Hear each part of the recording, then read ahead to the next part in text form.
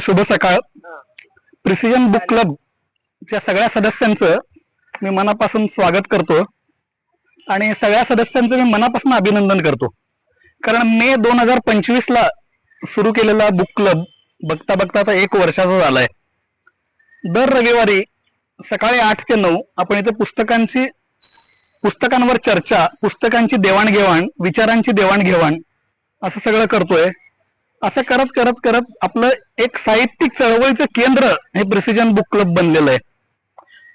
पुस्तक दिन जेव्हा होता तेव्हा आपण 15 ग्रंथपालांचा सत्कार आपण इथे केला आणि एका कार्यक्रमात शोभा बोल्ली ज्या लोकमंगल परिवाराच्या आहेत, मैत्रच्या दिवाळ्यांक जो 19 वर्षे सोलापुरातनं निघतोय त्याच्या संपादिका आहेत आणि लोकमंगल पुरस्कारचं निमंत्रण देण्यासाठी आपल्या बुक क्लबच्या सदस्यांना त्या आल्या होत्या. आणि पुढारी असेल, बिग FM असेल, लोकमत असेल, सगळ्या वृत्तपत्रांनी, इलेक्ट्रॉनिक मीडियानी आपल्या बुक क्लबची दखल घेतलेली आहे. शुक्रवारी मला रोटरी क्लबमध्ये वाचन चळवळ या विषयावर बोलण्यासाठी निमंत्रित केलं होतं. तर आपल्या बुक क्लबची संकल्पना काय आहे हे रोटरी क्लब सदस्यांना मी सांगितलं आणि अशा प्रकारचे बुक क्लब जास्तीत जास्त निर्माण व्हावेत असं त्यांना हे केलेलं आहे. तर आपण आजच्या बुक क्लबची सुरुवात डॉक्टर संध्या रघोजी मॅडम एका पुस्तकाचा परिचय आपल्याला करून देणार आहेत. तर डॉक्टर संध्या रघोजी मॅडम स्वतः निहारिका बुक क्लब हा 2013 पासून अव्याहतपणे चालवत आहेत. म्हणजे वाचन चळवळीचा जर पाया जर कोणी घातला असेल तर तो डॉक्टर संध्या रघोजी मॅडम यांनी घातलाय आणि त्याचा फक्त ती चळवळ आपण फक्त पुढे नेतोय आणि आपल्या प्रिसिजन बुक क्लबचं स्वतः आधारस्तंभ आहेत मॅडम असं मला वाटतंय. तर मॅडमना विनंती करतो की त्यांनी पुस्तक परिचय करावा. कुठलं? हो हो. वर्षपूर्तीचा हा आनंद तुम्हा सगळ्या वाचन प्रेमींसोबत आम्ही पण सगळ्यांनी खूप एन्जॉय केला आणि मला वाटतं श्रीधर खेडगीकर हे वाचनदूत म्हणून प्रिसिजन साठी जे काम करत होते वाचन चळवळीसाठी, त्यांच्याकडे नक्कीच एक काहीतरी चुंबकासारखं अट्रॅक्शन आणि आकर्षण आहे. त्यामुळे सगळे लोक, कुणालाही काही पर्सनली निमंत्रण जात नाही, फोन जात नाही, काही नाही, व्हॉट्सअप ग्रुप आहे आणि सगळेजण ज्यांना वेळ आहे ते सगळेजण इथे जमतात आणि आपण काहीतरी जे वाचलंय त्यावर बोलतात. आज 2 नवीन सभासद माझ्या मैत्रिणी आहेत. डॉक्टर किरण पाठक यांचं श्रद्धा आयुर्वेदिक क्लिनिक आहे ST स्टँड जवळ आणि डॉक्टर सरोज बोल्डे या पॅथॉलॉजीच्या प्रोफेसर आहे GM मेडिकल कॉलेजमध्ये. तर हळूहळू असंच ही माहिती सगळीकडे पसरत जाईल. आज थोडक्यातच मी या पुस्तकाचा परिचय करून देणार आहे. सोनू सूद हे काय प्रसिद्ध विलन म्हणावे नट आहेत. दबंग मधून त्यांची सगळ्यांना ओळख झालेली आहे, पण ही वेगळी दबंगगिरी या पुस्तकातून आपल्याला परिचयाला येते. आय एम नो मसीहा असं या पुस्तकाचं नाव आहे आणि शब्दांकन केलं आहे मीना अय्यर यांनी. त्यांनी आधी पण मीना अय्यरनी खूप चांगल्या पुस्तकं लिहिलेले आहे. तर योग असा आला की मागच्या आठवड्यात या सोनू सूद फाउंडेशनचा एक कार्यक्रम बालाजी सरोवरमध्ये हॉटेलमध्ये झाला आणि इथे एक सॅटर्डे क्लब म्हणून पण आहे जिथे यंग बिझनेसमन आपापला व्यवसायाचा परिचय करून देतात आणि त्यातून ओळख झाली. तो व्यवसाय वाढवावा असाच उद्देश आहे, त्यातनं फार वेगळा काही नाही आहे. पण त्या सगळ्या या सॅटर्डे क्लबच्या काही लोकांनी सोनू सूदचं फाउंडेशनचं सोलापूरच्या परिसरात जे कार्य घडतं तर त्यांनी एक रान मसले म्हणून गाव आहे आपल्या सोलापूरजवळ, तेच दत्तक घेतलेलं आहे. मग इतरही बरेच बिझनेसमॅन त्या सभेला येतात आणि मग त्या गावाच्या वृद्धीसाठी शाळांमध्ये बाक असेल, स्मार्ट बोर्ड देणं असेल, रस्ते असेल, विजेचे दिवे असतील, अशा बऱ्याच वेगवेगळ्या उपक्रमांमधून म्हणजे त्या गावाला मदत केलेली आहे. आता फाउंडेशन जरी सोनू सूदचं असेल तरी त्याला देणगी देणारे अनेक व्यापारी आहेत. त्यांच्या CSR फंडातून म्हणा किंवा घरातले कोणाच्या आई वडिलांचे वाढदिवस, पुण्यतिथी त्यानिमित्ताने देणारे आहेत. काही मोठ्या मोठ्या IT संस्था पण आहे, त्या पण त्यांना देतात दत्तक. तर आम्ही आमचं रघोजी किडनी आणि मल्टी स्पेशालिटी हॉस्पिटल मधून त्या गावातल्या मेडिकल हेल्थ प्रॉब्लेम साठी पार्टनर व्हायचं ठरवलं आणि सोनू सूदनी त्याचं स्वागत केलं. आणि आय हॉस्पिटलसाठी मला वाटतं एक हे पण आले होते, तिथले साबळे हॉस्पिटल आहे त्याचे पण काही लोक आले होते. आम्ही आयची सर्व्हिसेस नाही घेतली, पण आमच्याकडे या महात्मा फुले योजना किंवा त्याचं नाव हे झालंय, त्याच्यातलं जे अँजिओप्लास्टी आणि बायपास सर्जरीज आणि किडनीच्या पण काही सर्जरीज फ्री होतात ते पण आम्ही त्यांना देऊया. त्या खेड्यातल्या लोकांना किंवा फाउंडेशन तर्फे जे पेशंट आले तेव्हा आणि जे ह्या योजनेत सामील होत नाही किंवा योजनेमध्ये पात्र नाही त्यांना काही डिस्काउंट मध्ये किंवा जे करता आले ते फ्री असं मेडिकल हेल्प आम्ही आमच्याकडून ऑफर केली. मग त्यानिमित्ताने सोनू सूदनीच माझ्या मुलीचा डॉक्टर निहारिकाचा सत्कार केला आणि हे पुस्तक गिफ्ट दिलं. हिंदीमध्ये पण एक कॉपी आहे, इंग्लिशमध्ये आहे, पण हिंदी आपण एवढं वाचत नाही म्हणून मी म्हटलं नाही इंग्लिश कॉपीच आपल्याकरता सगळ्यांना छान आहे. आणि एक म्हणजे त्यांच्या सामाजिक कार्याची सुरुवात सर्वांना आता माहित असेल मार्च 2020 मध्ये जेव्हा कोविड आपलं डिक्लेअर झालं, लॉकडाऊन डिक्लेअर झाला, त्या दिवसापासूनची ही कथा आहे. ते आता हे पुस्तक यावर्षी आलेलं आहे 26 म्हणजे या 4 वर्षाची त्यांच्या कार्याची कथा आहे. आणि त्यांचं सुरुवात झाली या कार्याची ती घर भेजो आंदोलन मधून. तर मुंबईमध्ये स्थलांतरित मजूर ओडिसा, बंगाल, कर्नाटक, बिहार अशा वेगवेगळ्या प्रांतातून 1.5 लाख होते जवळपास. आणि जेव्हा लॉकडाऊन झाला तेव्हा फॅक्टरीजच बंद झाल्या. मग ते राहणार कसे आणि खाणार कसे? आणि त्यांना गावाकडे परत जायचं म्हणजे सगळ्या बसेस बंद, ट्रेन बंद, विमानसेवा बंद. तर एक दिवस ते ठाणे कळवा म्हणजे ब्रिज काहीतरी लिहिलाय त्यांनी, तिथे एका आपल्या साथीदारासोबत उभे होते आणि जस्ट 26 मार्चला वगैरे काहीतरी लॉकडाऊन डिक्लेअर झाला होता आणि तिथे 50 का 100 मजूर एका जागी उभे होते. काय करायचं या विचारात. हे वॉकिंगला वगैरे गेले असावे. तर ते त्या मित्राला म्हणाले की काय हे फूड पॅकेट्स वगैरे देणं हे म्हणजे काय तात्पुरती मदत झाली, यांच्यासाठी आपल्याला परमनंट सोल्युशन काहीतरी काढायला पाहिजे. आणि एक चायनीज म्हण पण आहे, असं म्हणतात की तुम्ही एखाद्या भुकेलेला एक वेळचं अन्न देता, ती त्यावेळेची झाली आहे. पण जर त्या आता समुद्र किनारीचा असल्यामुळे देश त्या तुम्ही माणसाला मासे पकडायचं जर शिकवाल, एक जाळी द्याल त्याला, तर त्याला आयुष्यभर नेहमीसाठी काहीतरी रोजगार प्राप्त होईल. तर तशा त्या म्हणीवर आधारित त्यांनी सांगितलं की मला हे फूड पॅकेट देणं वगैरे ही फारच टेम्पररी म्हणजे तात्पुरती मदत वाटते, मला यापेक्षा मोठं काहीतरी करायचंय. आणि त्या क्षणापासून अगदी म्हणजे कोविडच्या इतक्या रिस्ट्रिक्शन पासून त्यांचा ते घर भेजो आंदोलनाची पूर्ण जवळपास 3 चॅप्टर्स मध्ये ह्याच्यात आहे. आणि या लेखिका मीना अय्यरनीच अर्थात लिहिलेल्या खूप छान सुविचार म्हणा, कोटेबल कोट्स, त्या प्रसंगानुरूप अशा प्रत्येक मोठ्या मोठ्या इंग्रजी लेखकांची वाक्य टाकली आहे. मला ती वाक्य खूपच प्रेरणादायी वाटली. एक तर कार्यही पेपर मधून आपल्याला फारच कमी कळलं, ते काय मजुरांना पाठवलं वगैरे म्हणून, पण त्या मागची प्रोसेस, त्या बसेस तयार करणं, सोशल डिस्टन्सिंगच्या नियम पाळणं, एक बसला जवळपास 65 ते 70 हजार खर्च लागायचा. मग तशा सगळ्या तयार करायच्या, शासनाचे सगळे नियम, त्यांचं कोविड टेस्टिंग, सर्टिफिकेट्स करणं. आणि मग त्यांच्या कामाला त्यांचे सुरुवातीला होते पैसे, त्यांनी थोडासा त्यांचा सुरुवातीचा परिचयही लिहिलेला आहे. मोगा म्हणून पंजाब मधलं गाव आहे, तिथं ना ते झाले. त्यांच्या आई टीचर होत्या, इंग्लिश आणि हिंदीच्या प्राध्यापिका. वडिलांचं एक छोटंसं दुकान होतं. पण त्याही प्रसंगांचं वर्णन सांगताना त्यांनी जेंडर इक्वॅलिटीला इतकं महत्व दिलंय की वडिलांचं छोटंसं दुकान आहे म्हणजे त्यांची आर्थिक प्राप्ती फार नसावी. आणि आई उलट ग्रँटेड शाळेत शिक्षिका असल्यामुळे तिचा पगार छान होता. आणि त्याशिवाय त्यांना शिक्षणाचं इतकं पॅशन होतं की त्या सकाळ संध्याकाळ 9च्या शाळेआधी 2 बॅचेस घ्यायच्या, 6 वाजता आल्यावर 2 बॅचेस ट्युशनच्या घ्यायच्या. मग ते शिक्षणाचं इतकं महत्व आहे. त्यांना 2 बहिणी आहे, मोठी एक आहे, लहान एक आहे. मोठी तर खूपच 90% टॉपरच राहायची नेहमी, ती आता अमेरिकेत सायंटिस्ट आहे. त्यांच्यासोबतचे पण कुटुंबासोबतचे काही फोटो यात आहे. यांनाही 80 वगैरे टक्के मार्क मिळायचे, सोनू सुदलाई. आणि मग ते म्हणजे पंजाबमध्ये तेव्हा खूप ड्रग माफिया जोरात होता. त्याच्यामुळे आई वडिलांना खूप भीती वाटली की तरुणपणी मी जर यांना इथल्याच कॉलेजमध्ये टाकलं तर हा आणि आपण दोघंही बाहेर कामावर जातो तर जरा याची संगत वाईट बिघडेल, म्हणून त्यांनी नागपूरच्या इंजिनिअरिंग कॉलेजमध्ये त्यांना टाकलं. मग मला हे तर कनेक्शन अजूनच भावलं, कारण माझं शिक्षण नागपूरला झालेलं आहे, नागपूरचं इंजिनिअरिंग. आणि मग तेव्हा कॉलेजमधल्या छोट्या छोट्या मॉडेलिंग कॉम्पिटिशन मध्ये भाग घेणं, तिथेच त्यांची ती सहचारिणी पी सोनाली असं लिहिलंय, कारण ती तेलगू आहे पण तिचे वडील विदर्भातच सर्व्हिस करायचे बँकेमध्ये. तर ती सोनाली म्हणून लिहिलंय. तिथेच आमची कॉलेजमध्ये ओळख वगैरे झाली, परिचय झाली. पण लग्न मात्र आम्ही 7-8 वर्षांनी केलं. आणि माझ्या घरात म्हणजे पूर्ण पंजाबी टोटल वातावरण, ही तेलगू, राहिलेली महाराष्ट्रात, तिला इतक्या चांगल्या पद्धतीने स्वीकारलं. आणि घरात मुलांच्यावर संस्कार कसे घडतात ते आई वडिलांना म्हणून कळलं. पंजाबी घरात म्हणजे स्वयंपाकघर असं अन्नपूर्णा पाहिजे असतं. घर खाना खाके जाओ जी, हे आमचं अगदी वाक्यच असतं. कोणताही व्यक्ती कोणत्याही वेळेला येऊ, ते पूर्ण पाहिजे आपलं स्वयंपाकघर. ज्याला खाऊ घातलं तर देव आपल्याला आपोआप काही ना काही देतो, असं म्हणजे एक आई वडिलांनी संस्कार माझे केलेले. तर बरेच असं मोठं पुस्तक आहे. मग त्यानंतर इलाज इंडिया, जे मेडिकल मधल्या खूप जणांचे आजार आहेत त्याच्यासाठी त्यांनी काय प्रयत्न केलं. मग एअरलिफ्ट म्हणून अक्षय कुमारचा एक पिक्चर होता, तो मला खूप आवडला म्हणला, कारण तसं मी केरळमध्ये अडकलेल्या 250 लोकांना विमानाने कसं पोचतं केलं ते आहे. मग एक काय गरीब रथ का काहीतरी नाव आहे त्या ट्रेनचं नाव, या ट्रेन कशा सुरू केल्या, कारण बसेस परवडण्यासारखंच नव्हतं. 1.5 लाख एवढे कर्मचारी सगळ्या गावी कर्मचारी म्हणजे पोचवायचे. मग त्याच्यानंतर स्किल इंडिया असा प्रोग्राम केला की हे सगळे मजूर घरी गेले आणि 2 लाटा म्हणजे जवळपास 18 महिने त्यांना कामं मिळाली नव्हती सगळ्या मजुरांना. मग त्यांना स्किल डेव्हलपमेंट पण करायचं. मग काही लोक गावाकडे गेले, पण गावाकडे रोजगार नाही म्हणून तर ते मुंबईत कामासाठी आले होते. मग तिथे राहूनही त्यांना उपयोग नव्हता. प्रत्येकाची स्टोरी अशीच सारखी, जवळपास घरातलं सगळं कुटुंब त्यांच्यावर अवलंबून. ज्या तरुणांना म्हणजे 18-17 वर्षापासून ते कामासाठी मुंबईत आलेले होते.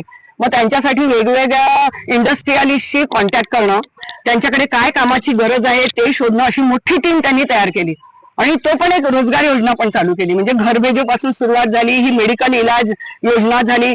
आणि फिलिपाईन्स मध्ये खूप गरिबी आहे आणि लिव्हर ट्रान्सप्लांटच्या खूप लहान मुलं आहेत, त्यांच्याकडे वेटिंग, डोनर्स पण आहेत त्यांच्याकडे.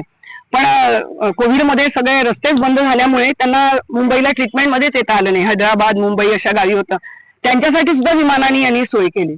केरळामधील ते अडकलेले 150 लोक, हे फिलिपाईन्सचे दुसऱ्या, म्हणजे परदेशात सुद्धा त्यांचं काम, भारतात तर प्रत्येक भागामध्ये झालं. आणि मग ते सांगितलं की जेव्हा मला साऊथमध्ये या लोकांना परत पोहोचवायचं काम मिळालं, तिथे मला ही साऊथचे खूप सिनेमे केले. साऊथमध्ये पैसाही खूप मिळतो आणि डिसिप्लिन पण खूप असते. अर्थात भाषेचा प्रॉब्लेम होता, पण ते प्रॉम्प्टर घेऊन आणि त्या देवनागरीत हिंदीत करून देतात त्याचे ट्रान्सलेशन, मग पुन्हा डबिंग मध्ये हे करायचं. ते पण कसं होतं, छान, खूप छान अनुभव लिहिलाय त्यांनी. आणि ऍक्शन, तो काय त्याची एवढं 6 फूट 3 इंच आणि 6 पॅक ॲब वगैरे त्यांनी त्या मॉडेलिंगसाठी बॉडी वगैरे तयार केली होती. आणि व्यायामाची मला पहिल्यापासूनच आवड होती. ते वगैरे सगळं सांगितलं. सुरुवातीचे फिल्म इंडस्ट्रीचे स्ट्रगलिंगचे दिवस सांगितले. आणि अजून एक छोटीशी गोष्ट म्हणजे नागपूरचे माझे एक ऑप्थॉल्मॉलॉजिस्ट मित्र आहे, डॉक्टर देवाशिष नहात. ते पण नागपुरात 10 वर्ष प्रॅक्टिस करून सिरियल मधल्या ऍक्टिंगच्या ओढीने मुंबईला आले होते.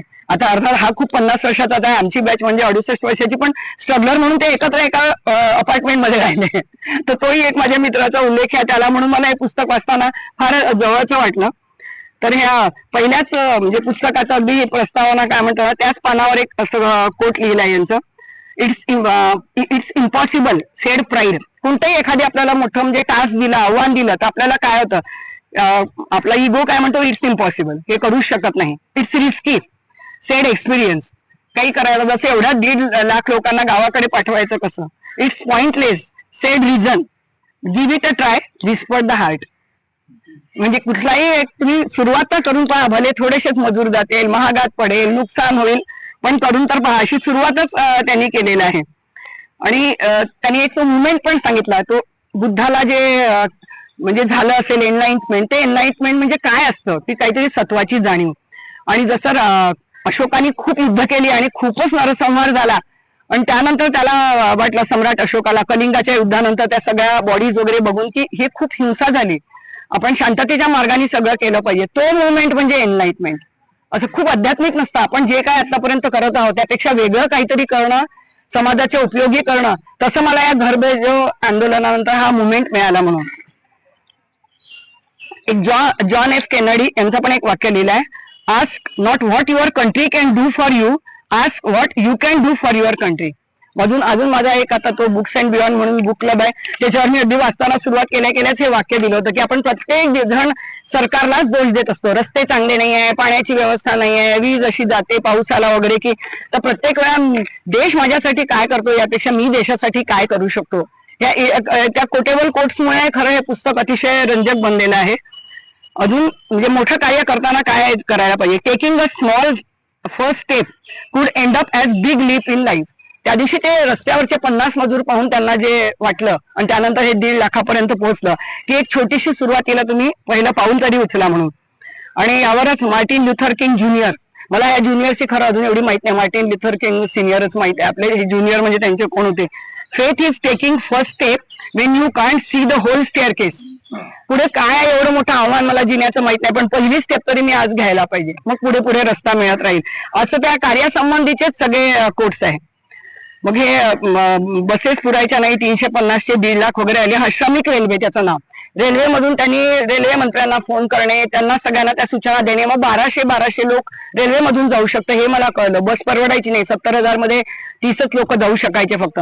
तर त्या 1200 कॅपॅसिटी मध्येही 1600 लोक घुसून जायचे, कारण एवढी गर्दी आणि एवढी डिमांड म्हणजे त्यांच्या याची करून. एक बॉक्सर मोहम्मद अली आहे, त्याचं पण एक कोट लिहिलाय, ते कामातून त्यांना इतका म्हणजे 4च तास जेमतेम झोपायचे, एवढे मेसेजेस त्यांना येत राहायचे सतत. Service to others is the rent you pay for the room here. ते तुमचा जन्मच या पृथ्वी तलावावर झालाय, तुम्ही भाडं देणं लागता, ते तुम्ही सेवेतून दिलं पाहिजे. तुम्हाला पृथ्वीवर राहायला मिळत आहे ना, मग त्याचं भाडं हे सेवेतून दिलं पाहिजे वगैरे अगदी.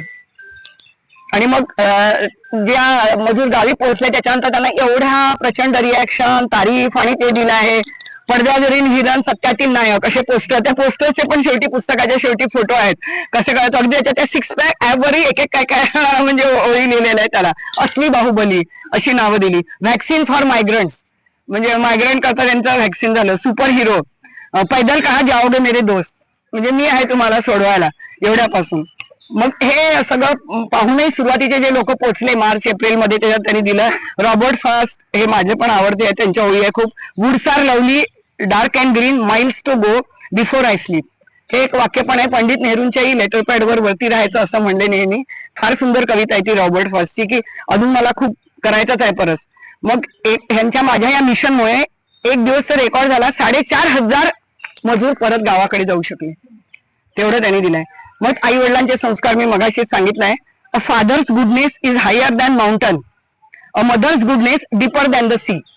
संस्कार जे असतात एक जॅपनीज वर्ड आहे, म्हणजे एक पहाडाची उंची वडिलांच्या संस्कारामधून मिळते आणि आईच्या ह्याच्यातून मिळते. आणि घरात पण त्यांनी सांगितलं, म्हणजे आईची कमाई जास्त होती पण ती पूर्ण काम 2 वेळच्या ट्युशन करूनही आमच्या तिघा 2 बहिणी 1 बहीण भावंडांचं इतकं व्यवस्थित सगळं चांगलं करायची. वडीलही तिला इतके सपोर्टिव्ह होते.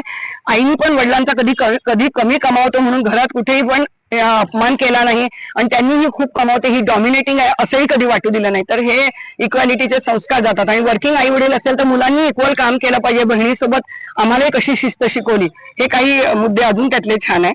आणि ते मुद्दे सांगताना जे मुलांना शिस्त सांगितली असेल, आलेल्या पाहुण्यांचं स्वागत करणं असेल, त्यांना जेवायला बसा म्हणून सांगणं, त्यावर दिलं एक वाक्य पुन्हा, children close their ears to advice. सल्ला दिला की मुलं ऐकत नाही आपण असं म्हणतो, but their eyes are open to see the examples. काय आई वडील करतात ते त्यांच्या मनावर ठसलं जातं, मुद्दाम सांगून ते सल्ला ऐकणार नाही. तुमची कृतीच त्यांच्याकरता पुढे आदर्श बनते. आज मी येता म्हणून सांगत होती, आमच्या घरात एक स्टाफ फॅमिली राहते, त्यांच्या शिक्षणाचा खर्च आम्ही करतोय. त्याचाच भाऊ माझ्या मुलीच्या घरात राहतो, त्यांच्या शिक्षणाचा खर्च माझी मुलगी करते आहे. म्हणजे ते आम्ही स्पॉन्सर्ड फॅमिली आहे आमच्या जवळपास, खेळतात वगैरे. म्हणजे तिला आम्ही कधी म्हटलंही नाही. आम्ही एवढं म्हटलं की आमची जोपर्यंत पेईंग कॅपॅसिटी आहे आम्ही शिकवू, त्यानंतर जेव्हा आम्ही राहणार नाही तेव्हा या मुलीचं सगळं तू भविष्य बघशील का, तर ती हो म्हणाली. जबरदस्ती टाकली नाही, पण तिला चॉईस दिली, आपल्याला आहे तोपर्यंत आपणच मदत करणार म्हणून. आता इंजिनिअरिंग झाल्यावर त्यांचा ते स्ट्रगल मॉडेल याच्यावर वगैरे लिहिलेलं आहे.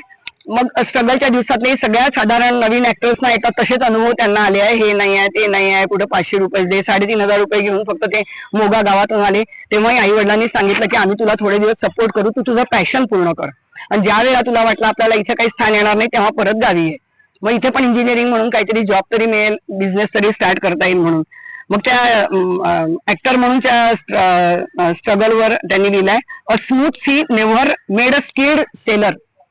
तुम्हाला वादळ झाली समुद्रामध्ये तरच त्या नाविकाची सगळा कस लागतो त्या ह्याच्यामध्ये. म्हणजे तसं त्याचं दाखवलं की एवढी आजूबाजूला परिस्थिती अनिश्चित असताना तुम्ही कसे तग धरून राहतात पुढचे कामं मिळवायला म्हणून करून. आणि अजून एक आपल्यालाही तुम्हालाही माहित असेल, हे साल्क वॅक्सिन जे पोलिओवरचं निघालंय, तो जोनास साल्क, ज्यांनी हे तो काय व्हायरोलॉजिस्ट वगैरे त्या काही पदव्या होत्या, असे सायंटिस्ट म्हणून काम करायचे. मग जेव्हा त्याला काही ठिकाणी काम मिळालं नाही त्यानिमित्ताने दिलेलं आहे, hope lies in dreams, in imagination and in courage of those who dare to turn dreams into reality. Virologist लिहिलंय, जोनास साल्कनीच म्हणलंय. कारण हे पण सायंटिस्टचे सगळे प्रयोग असंच राहायचं, पहिलं कुठलं व्हायरस बघायचं, त्याचं वॅक्सिन कितपत काम करतं, मग फेज 1 ट्रायल, फेज 2 ट्रायल, म्हणजे खूप चिकाटीचं आणि याचं काम असतं. तसंच मी त्या ऍक्टिंग मध्ये म्हटलं, या प्रोड्युसरचे दरवाजे कर, त्याचे दरवाजे कर. मग 2007 मध्ये त्याची आई वारली, त्यांना सीओपीडी म्हणजे लंग्सचा आजार झाला. त्या आईवरचा चॅप्टर तर त्यांनी इतका इमोशनल लिहिलाय, कारण माझ्या आयुष्याला पूर्ण आकार देणारी माझी आईच होती. तिला टीचिंगची इतकी आवड होती, शिक्षणाची आवड होती, शिक्षण ही कशी प्रायोरिटी असली पाहिजे. तर ते तेव्हा शूटिंग मध्येच बाहेर होते, आई वारली तेव्हा त्यांना निरोप आला, पण गावी पोहोचायचं, फ्लाईट काय जे काय जेमतेम मिळून ऑलमोस्ट आईला तिकडे स्मशानभूमीत नेल्यावरच हे पोहोचले आणि खूप ढसाढसा रडले त्याच्यानंतर. आणि मग जेव्हा पुन्हा मुंबईला परत आले, त्यांचं शूटिंग मध्ये मनच रमत नव्हतं, त्यांना एकही शॉट देता येत नव्हता. इतके म्हणजे मेंटली डिस्टर्ब झाले त्या आईच्या मृत्यूनंतर. पण त्यांचे एक प्रोड्युसर आहे, त्यांचं नाव पण लिहिलंय, त्यांनी जेव्हा त्यांची परिस्थिती आणि म्हणलं नाही आता मी गावाकडेच परत जाणार, मला ऍक्टिंग वगैरे काही नको, इतकं त्या आईच्या इमोशनल ट्रॉमा त्यांना झालेला. तर ते प्रोड्युसर म्हणले की आम्ही 1 महिना तुझ्यासाठी शूटिंग पूर्ण थांबवू, इतर आम्ही करू, तुझे शॉट्स राहू देऊ. त्या प्रोड्युसरचं नाव वगैरे त्यांनी दिलंय. त्या 1 महिन्याने मी थोडंसं रिकव्हर झाल्यावर मग पुन्हा शूटिंगला सुरुवात केली. आता हे कार्य चालू असताना त्यांचं घरबेजो वगैरे मध्ये एक असं छोटं पुन्हा हे केलेलं आहे, 1137 मेल, 19,000 फेसबुक मेसेजेस, 4,812 इंस्टाग्रामवरचे मेसेजेस, 6,741 ट्विटरवर. इतके हेल्पसाठी नियम आले, इतक्या त्यांना मागण्या आल्या सगळ्या ठिकाणी. मग एक स्टुडंट एंट्रन्स एक्झाम होत्या, त्या पण एंट्रन्स एक्झाम विषयी सगळी माहिती दिली आहे. UPMC, MPSC, मेडिकलच्या नीट असेल, इंजिनिअरिंगच्या एंट्रन्स असेल. त्या कोविडच्या काळात त्यांनी नंतर जरी हे झालं सोशल डिस्टन्सिंगमुळे परीक्षांना परवानगी, पण स्टुडंटला परीक्षा सेंटरला येणं अवघड झालं होतं. मग शिक्षण किती महत्वाचं आहे म्हणून त्यांनी त्या विद्यार्थ्यांना परीक्षा सेंटर पर्यंत आणण्याचं सगळा म्हणजे प्रयत्न केला. तेव्हा त्यावेळेला थोडासा या 2 महिन्याच्या कार्यानंतर सोनू सूद चॅरिटी त्यांनी स्थापन केली. Behind all your stories is always mother stories because hers is where your begin. अगदी तेच सांगितलं की आईला शिक्षणाची इतकी आवड होती, आई तर वारली, पण आईच्या नंतर ते कार्य शिक्षण मिळालं पाहिजे मुलांना, या एंट्रन्स परीक्षांना येता आलं पाहिजे म्हणून त्याकरता ही सगळी मदत त्यांनी केली. आणि एक हे पण म्हणजे वाक्य यांचं पूर्ण इंग्लिशच आहे, संगीतकार आहे मिच अल्बन म्हणून त्यांचं. आणि मग जेव्हा त्यांनी शूटिंग सुरू केलं आणि साऊथला गेले आणि जे स्टुडिओच्या बाहेर लोकांची रीघ राहायची आणि पुन्हा थोडे प्रॉब्लेम चालूच होते वेगवेगळ्या लेवलवरचे, तर सकाळी 9च्या शिफ्ट पासून 5 पर्यंत शूटिंग संपलं की सकाळी लाईन मध्ये लोक उभे राहायचे 5 वाजता सोनू सूद यांना भेटायला आणि आपापल्या अडचणी घेऊन यायचे. मग त्यांनी एक असिस्टंट टीम सगळाच नेमला. याही कामात त्यांच्या मुलांची ऑनलाईन, बायकोची, सगळ्यांची खूप मदत झाली. त्यांचं लिस्टिंग करणं, सॉर्ट आउट करणं, वेगवेगळ्या अथॉरिटीजना फोन करणं. मग त्या साऊथच्या लोकांनी त्याचं इतकं आगत स्वागत केलं आणि मुळातही ते खूप प्रेमळ आणि छान असतात आणि गरिबी तर सगळ्याच भागात सगळ्या प्रमाणात असतेच वगैरे, पण पेशन्सने बसून राहायचे. मग तो म्हणायचा मी कितीही थकलेला असेल तरी मी प्रत्येकाचा प्रश्न ऐकून जाणार. असिस्टंट फक्त उभं करून ठेवायचं सगळ्यांना, प्रत्येकाचे प्रॉब्लेम हे लिहून ठेवायचे. एक रवींद्रनाथ टागोरांचं कोट दिलेलं आहे, go not to the temple to pray on bended knees, first bend down to lift someone who is downtrodden. मला याच्यात दत्ता हलसगीकरांची कविता आली आहे, 2 फुले उचलून घ्या ती असलेली अगदी खालच्या उचलावी, त्याच अर्थाची म्हणजे टागोरांचं पण हे वाक्य आहे. मग आरोग्य प्रश्नावरही हे ज्युनियर मार्टिन लुथर किंगचं एक वाक्य सांगितलं आहे, of all forms of inequality injustice in health care is most shocking and inhuman. आपण आताही पाहतो सरकारी अस्पतालातून मिळालेल्या मोफत आरोग्य सेवा या कशा म्हणजे दर्जाच्या राहिलेल्या आहे.